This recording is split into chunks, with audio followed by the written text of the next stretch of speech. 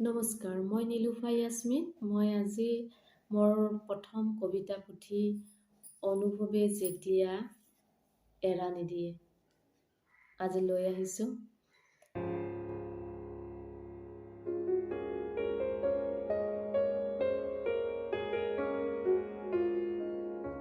এই কবিতা পুথিখন ফেচবুক গ্ৰুপৰ অকচৰ পৰা প্ৰকাশ পাইছে। অকচৰ এডমিনৰ আমিনুৰ ৰহমানৰ সহযোগত, গতিকে তেখেতক মই বহুত ধন্যবাদ জ্ঞাপন কৰিছোঁ। তেখেতৰ লগতে কংকন শৰ্মাকো মই ধন্যবাদ জ্ঞাপন কৰিব বিচাৰিছোঁ, কাৰণ তেখেতেও মোক লিখা মেলাৰ ক্ষেত্ৰত বহুখিনি হেল্প কৰিছে। আজি মোৰ প্ৰথম কবিতা পুথিখনৰ প্ৰথম কবিতাটি আবৃত্তি কৰিবলৈ ওলাইছোঁ। আপোনালোকৰ শুনি নিশ্চয় ভাল লাগিব। প্ৰথম কবিতাটিৰ নাম হৈছে সপোনবোৰ কিয় ভাঙি যায়।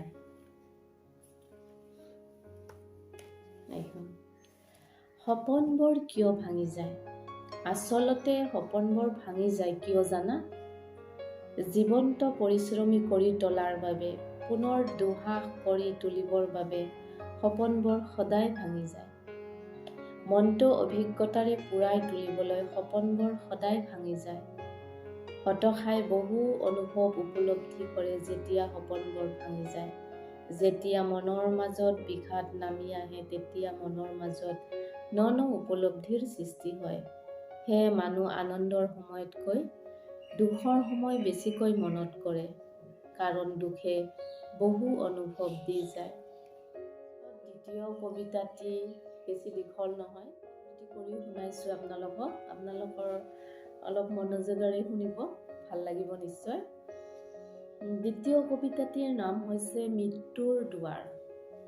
আপোনজন হেৰাই গ'লে কিমান দুখে আৱৰে, সেই উপলব্ধি হেৰুৱাজনেহে কৰে। য'ত ঘূৰাই পোৱাৰ কোনো পথ নাই, চিৰবিদায় লৈ যায় সকলোৰে পৰা। নিয়তিৰ নিষ্ঠুৰ সিদ্ধান্তৰ আগত বেদনাৰ সমুদ্ৰত যেন বুৰ যায়, আকাশৰ বতাহৰ লগত যেন বিলীন হৈ যায়। কেতিয়াও পুনৰাই উভতাই নাপায়।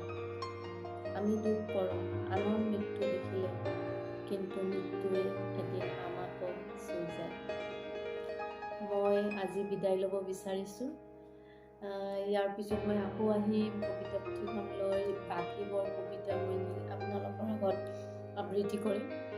গতিকে মোৰ কবিতা যদি শুনি আপোনালোকৰ ভাল লাগিছে, তেন্তে ছাবস্ক্ৰাইব কৰিব, লাইক কৰিব।